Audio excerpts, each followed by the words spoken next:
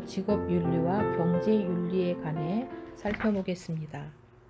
그리스도인은 직장 생활에서 항상 복음을 전해야 합니다. 그것은 그리스도인의 중요한 의무 중의 하나입니다.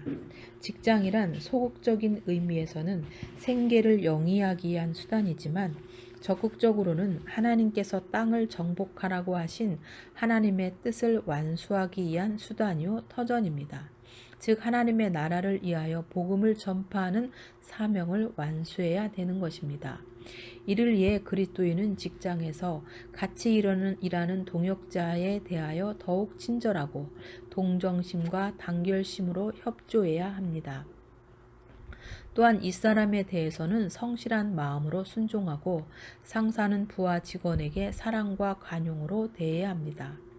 직장 밖의 외부 손님에 대해서는 봉사하는 자세를 가짐으로써 예수 그리스도의 빛과 소금 되는 직분을 감당해야 할 것입니다. 기독교인의 경제윤리입니다. 성경은 돈을 사랑하는 것이 일만하게 뿌리라고 하고 있습니다. 그렇다고 해서 기독교가 물질을 죄악시하는 것은 결코 아닙니다. 모든 것이 다 그렇지만 물질도 하나님의 영광을 위해서 얻어지고 쓰여질 때에 비로소 가치가 있는 것입니다. 성경은 재물을 멸시하거나 가난을 자랑으로 생각하지 않습니다. 예수님이 우리를 위하여 가난하게 되신 것은 우리로 부욕해 하기 위함입니다.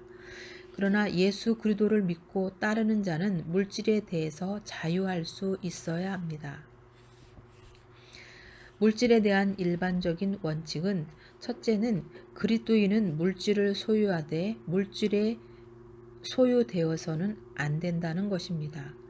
그리스도인은 돈과 재산을 소유하며 일상생활의 모든 일에 종사해야 하지만 그것이 삶의 궁극적인 목적이 될 수 없고 하나님과 재물을 겸하여 섬기지 못합니다.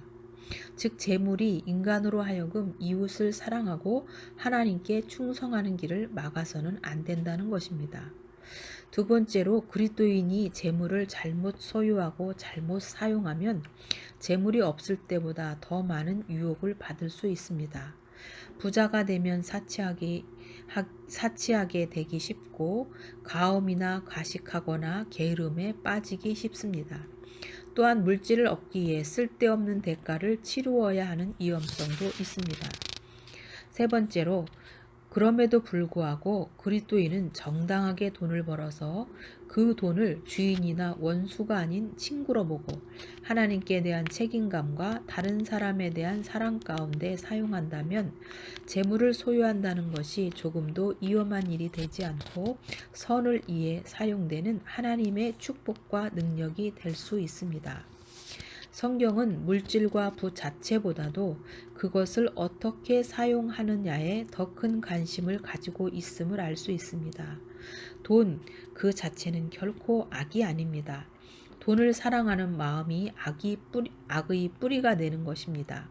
우리가 하나님 중심으로 살고 돈보다 하나님을 사랑한다면 우리는 물질을 다스릴 수 있습니다.